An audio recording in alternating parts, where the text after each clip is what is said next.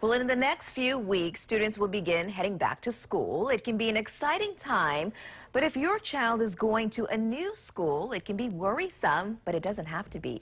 Joining us now to talk about challenges during this time and how to have a smooth transition is psychologist Dr. Alana Coffey. Good morning, doctor. Thanks for being here. Good morning, Christine. Now, there can be challenges socially for every stage, every level of education, not just children, but all the way up to college. All the way up. It's actually really fun to watch for those of us who are parenting, and we watch them start from baby kid days all the way up into adulthood. It's exciting and harrowing for the parents as well, but you know, being sensitive to their needs is, I think, really valuable and important time. So we start with those preschoolers, those little babies. What we think of as terrible twos is a very important time for them, because when they go into elementary school, which is the largest block of time for them to be in one school, for example, they're going to really need to be able to initiate and ask for their needs to be met. So as parents, as much as we can do to help them learn communication and assertive communication, that helps them into elementary school. And elementary school is great. But again, it only lasts for, what, 4 or 5 years? And they have one teacher that teaches all of their subjects in one class. And I'd like to give a special shout out to people going from elementary into middle school. That's the biggest transition, really, because multiple teachers, multiple classrooms, multiple students from other elementary schools feeding in. It's a really big deal. And while that whole thing is happening, their body's changing.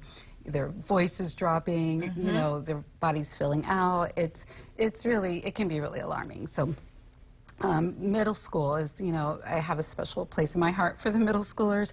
And then as soon as they finally get that handled, they go into high school.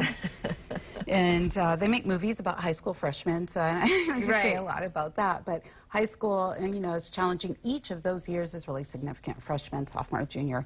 And of course, the senior year is very important. Now, these are what we call normative transitions, when kids just naturally go from elementary to middle to high school. But there's this other kind of transition where they leave their district and they go to maybe a different school. They might be going to a private school, from private to public, or within the same grade, they're making that transition too. So if I'm in 5th grade, I might have to transfer to a new school. So what can we do to support these young folks?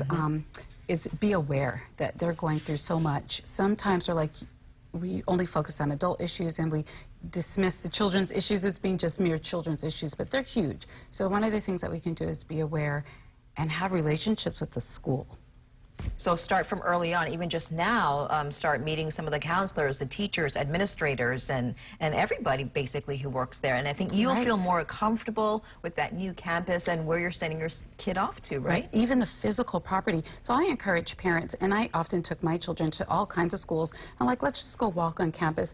Get permission from the office first. They don't want to, you know, strangers walking on campus, but, you know, go physically tour, because children are very visual, and I think it's very helpful for them to see, like, physically where they're going to go. Okay, so you say to be aware. Another tip you give is to have normal and informal activities that relate to the transition school visits.